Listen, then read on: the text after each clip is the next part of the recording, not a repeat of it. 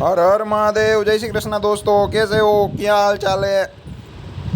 माफ़ी चाहता हूँ दोस्तों, आज वीडियो थोड़ा लेट हो गया, लेकिन रात को 10 बजे रात को 10 बजने से पहले ये वीडियो आपको ज़रूर मिल जाएगा। ठीक है, दोपहर को थोड़ा काम था तो मैं फ्री नहीं था, तो इवनिंग में ये मैं वीडियो डाल रहा हूँ, तो इवनिंग में अपलोड हो जाएगा, तो रात को 10 बजे से पहले आपको मिल जाएगा दोस्तों।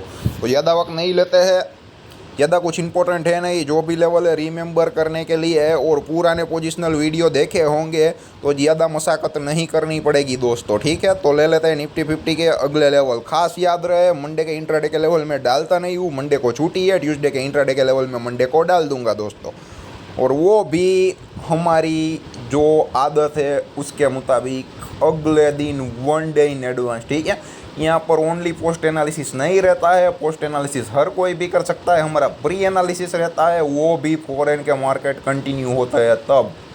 ठीक है, तो वो एडजस्टमेंट भी निकालना डिफ़िकल्ट रहता है दोस्तों। मैं ये नहीं बोलता बहुत ही बड़ा काम कर रहा हूँ, लेकिन एक सिंपल तरीके से, आसान तरीके से, जो भी जितने भी लेवल है आप लोगों के सामने रखने की कोशिश कर रहा हूँ, और आप लोगों को भी मज़ा आना चाहिए और आप लोगों को भी मास्टरी आनी चाहिए दोस्तों। ठीक है, तो उस हिसाब से हम काम करते हैं, ज़्यादा वक्त नहीं लेते दोस्तों। देख लेते हैं, ये मंथली चार्ट है। 16,800 से जो तेज़ी हुई मार्च महीने की 2G कैंडल थी, ठीक है, वो दोहराने की ज़रूरत नहीं है, लेकिन जो तेज़ी हुई वहाँ से हुई थी एग्जैक्टली। ठीक है, उसके बाद नीचे आया ही नहीं, और मैंने बोला था मार्केट कहीं पर भी फंसा सकता है, ना 19,200 ब्रेक डाउन करेगा, ना ऊपर 19,700 के ऊपर जाएगा, लेकिन एक पूछ कर गया, एक नया लाइफ टाइम हाई कर गया, लेकिन ये आप देख सकते हो। ठीक है, अब जो अक्टूबर मंथ है वो शुरू होने वाला है, सितंबर मंथ मेरे ख्याल से ख़त्म हो गया है, 2-3 अक्टूबर से एक नई कैंडल शुरू होने वाली है, तो ये मंथ की जो कैंडल है कंप्लीट हो गई है, लेकिन 19,760 के ऊपर क्लोज देने में, या 19,765 का जो लेवल है उसके ऊपर क्लोज देने में सक्सेस नहीं हुई है, लेकिन बायर एक्टिव है। जैसे ही 19,200 का लेवल आता है, 230 240 का लेवल, बायर एक्टिवेट होते चले जा रहे हैं। 19,765 का लेवल आता है, 19,800 का लेवल आता है, वहाँ से सेलर एक्टिवेट हो जाते हैं। तो ये जो रेंज है वो तय नहीं कर पा रही है, मार्केट जिस साइड भी जाएगा। मंथली चार्ट में अगर 19,800 के ऊपर क्लोजिंग आता है, या 19,900 20,000 के ऊपर, तो 20,400 20,600 के लेवल तक देखने को मिल सकते हैं दोस्तों। लेकिन अगर 19,200 के नीचे मंथली चार्ट का क्लोजिंग आया, तो वापस 18,800 से पुराना जो लाइफ टाइम आई था वो ब्रेकआउट का रीटेस्ट करने के लिए जा रहा है। फिर भी वो तेज़ी की साइन नहीं है मंथली चार्ट में। मंथली चार्ट में अभी भी मैं मंदी में नहीं हूँ, पहले भी बोल रहा हूँ, आज भी बोल रहा हूँ, लेकिन मार्केट फंसा रहा है 19,200 से 19,600 के बीच में। ठीक है, और मिड कैप स्मॉल कैप में स्टॉक स्पेसिफिक चल रहे हैं। जो जनरल स्टॉक्स है उसमें कोई ज़्यादा मूवमेंट इंट्राडे में होती नहीं है, अगर आप लोगों ने ऑब्जर्वेशन किया हो तो। और जो स्टॉक स्पेसिफिक चल रहा है वो 7-7 8-8 10-10 15-15% चल रहा है, वो भी पर्टिकुलर मिड कैप और स्मॉल कैप स्टॉक्स की ही बात कर रहा हूँ दोस्तों। ठीक है, तो ज़्यादा कुछ रिपीट करने की ज़रूरत नहीं है। यहाँ पे 19,200 और ऊपर 19,700 से 19,800, तो ये क्या कि 600 से 700 पॉइंट की रेंज याद रखनी है।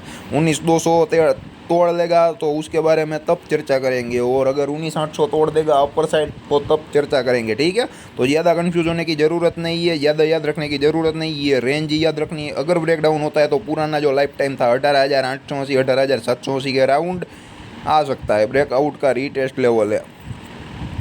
और जब तक 18,000 से 18,120 का लेवल है, ठीक है, या फिर 17,800 भी बोल सकते हो दोस्तों। ठीक है, उसका ब्रेकडाउन जब तक नहीं होगा हम मंदी में नहीं आएंगे पोजिशनली लंबे टाइम फ्रेम के लिए।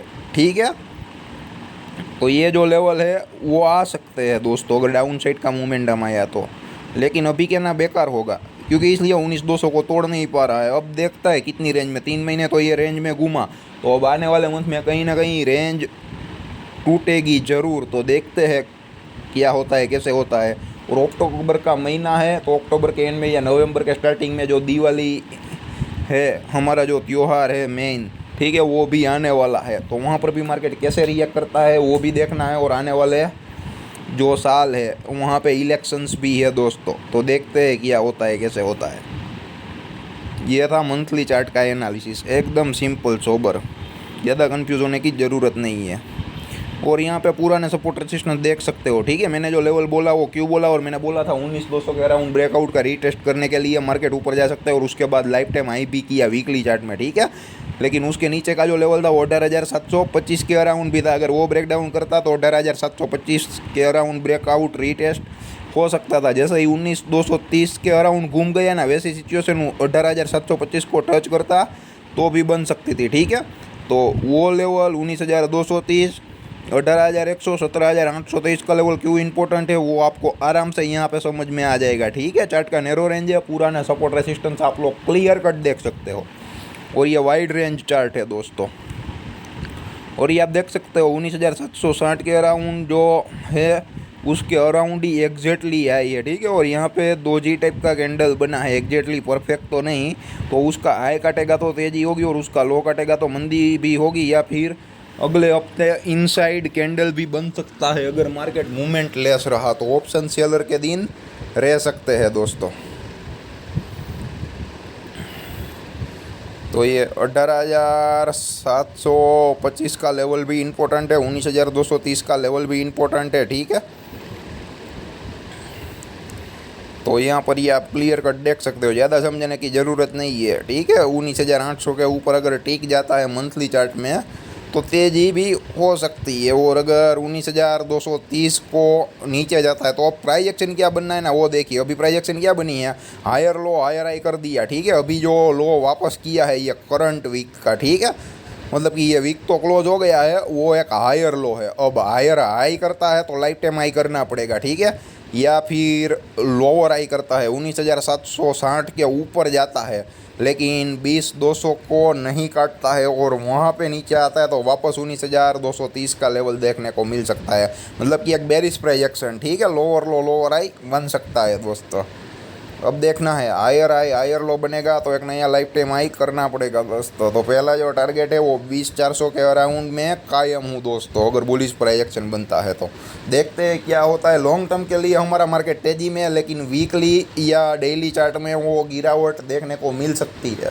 उसका रीज़न ये है कि काफ़ी सारे लोग ऑप्शंस बाय करते हैं, तो मार्केट आसानी से ऑप्शन बायर को कमाने नहीं देगा, और आजकल काफ़ी सारे लोग ऑप्शन बाय करने के लिए लगे रहते हैं। ठीक है, वो कैश स्टॉक्स में काम बहुत ही कम करते हैं, क्योंकि छोटे इन्वेस्टमेंट से होता है तो जाहिर सी बात है वो आसानी से कमाने के लिए नहीं ही देगा मार्केट। ठीक है, तो उस हिसाब से भी आप काम कर सकते हो दोस्तों।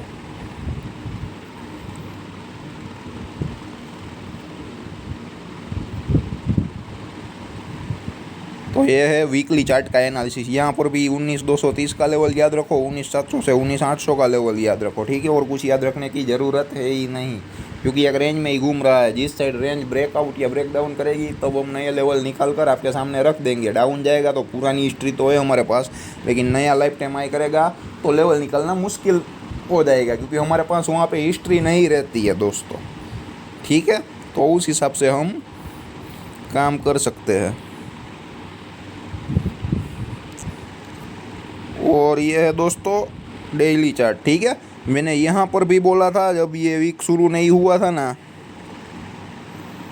कि 19,565 को टच करेगा ही करेगा। ठीक है, और मैंने ये भी बोला था डेली चार्ट में एक लोअर लो लोअर हाई कैसे बनाता है वो देखना है। 19,565 को टच करके ऊपर जाए और वापस 19,565 का लो न करे और ऊपर चला जाए तो तेज़ी है, लेकिन 19,565 को टच करे और 19,760 ना आए, ठीक है, और उसके बाद अगर 19,565 ब्रेक डाउन करे तो यहाँ पे मंदी हो सकती है। हम लोग 19,200 230 256 या 260 मतलब कि 19,200 से 250 की जो रेंज है वो वापस देखने को मिल सकती है दोस्तों। लेकिन आप देख सकते हो 19,565 के नीचे ही थोड़ा लो है, और उस दिन एक बहुत ही बड़ी रेड कैंडल बनी। ठीक है, अगर आप बात करो थर्सडे की तो, और सेलिंग कहाँ पे आया, एग्जैक्टली 19,760 का जो लेवल दिया था वहाँ से ही सेलिंग आया। ठीक है, और 19,565 के नीचे डेली चार्ट की जो कैंडल है उसने क्लोज किया, लेकिन सस्टेन नहीं कर पाया। दूसरे दिन क्या तो हुआ, थोड़ा गैप अप खुला, ऊपर लिया और वापस नीचे ले लिया, तो यहाँ पे बनी है इनसाइड कैंडल, जिसको हम शॉर्ट फॉर्म में आईसी कहते हैं। आईसी, आई का मतलब इनसाइड और सी का मतलब कैंडल, इनसाइड कैंडल। तो ये जो आईसी है दोस्तों, ठीक है, उसका हाई और लो इम्पोर्टेंट है। अगर उसका हाई काटे वो और ऊपर जाए मार्केट तो मार्केट में तेज़ो तरार तेज़ी भी आ सकती है, 19,840 या 830 और 19,990, यानी कि 20,000 तक के लेवल दिखाई देने को मिल सकते हैं दोस्तों। तो देखते हैं क्या होता है। इनसाइड कैंडल बनी है डेली चार्ट में, ठीक है। यहाँ पर भी आपको कुछ याद रखने की ज़रूरत नहीं है। यहाँ पे आप सिर्फ इतना याद रखो 19,565 और 19,765। उसके ऊपर बुलिश प्रोजेक्शन बने तो तेजी है, नीचे बेरिश प्रोजेक्शन बने तो मंदी है। तब तक यहाँ पर भी 100-200 पॉइंट की रेंज में रह सकता है मार्केट, ठीक है। तो ऑप्शन बाइंग में संभल कर काम करना। बाकी इंट्राडे के लेवल में डाल ही रहा हूँ। और क्या है कि निफ्टी में एक परेशानी यह है कि एनालिसिस गलत होता है तो लॉस आता है, लेकिन कभी कभी क्या एनालिसिस सही होने के बाद भी जो इन द मनी का जो प्रीमियम है, ठीक है, वो डीके तो नहीं बोल सकते, लेकिन उसको प्रीमियम एडजस्टमेंट जरूर बोल सकते हैं, ठीक है। वहाँ पर भी लॉस आ रहा है, लेकिन कोई बात नहीं दोस्तों, वो हमारे हाथ में नहीं है। वहाँ पे लॉस आया तो लेना पड़ेगा, लेकिन जिस दिन मोमेंटम आएगा उस दिन लंबा प्रॉफिट आप ले सकते हो, ठीक है। तो वो एक हमारा थोड़ा माइनस पॉइंट है। हमारा नहीं, पूरा का पूरा जो निफ्टी ऑप्शन बाइंग में काम करते हैं उन लोगों को ये प्रॉब्लम दिक्कत है ही है। और हमारा तो इन द मनी होता है। और वहाँ पर हमारा प्लस पॉइंट ये है कि अगर लॉस भी आता है ना तो एक रीजनेबल लॉस आता है दोस्तों, ठीक है। प्रीमियम डीके का प्रॉब्लम नहीं रहता है। और अगर हमारी फेवर में जाता है मार्केट, ठीक है, तो ये जो प्रॉब्लम है वो आराम से सोल्व कर देता है और बहुत तगड़ा मुनाफा दे भी सकता है। जब हमारा जो एनालिसिस सही हो जाए, तेज़ी के लेवल पे तेज़ी हो जाए या मंदी के लेवल पे मंदी हो जाए, तो कॉल में या पुट में काफ़ी सारा पैसा बन सकता है, मिल सकता है दोस्तों, ठीक है। उसके अलावा और भी कोई क्वेश्चन या डाउट है तो कमेंट बॉक्स में ज़रूर कमेंट करें, या जितना हो सके इतना वीडियो को शेयर करें। जिन लोगों के अंदर लेवल्स का नॉलेज नहीं है वो आए और वो लोग एक डिसिप्लिन के साथ काम करना शुरू करें। धन्यवाद दोस्तों।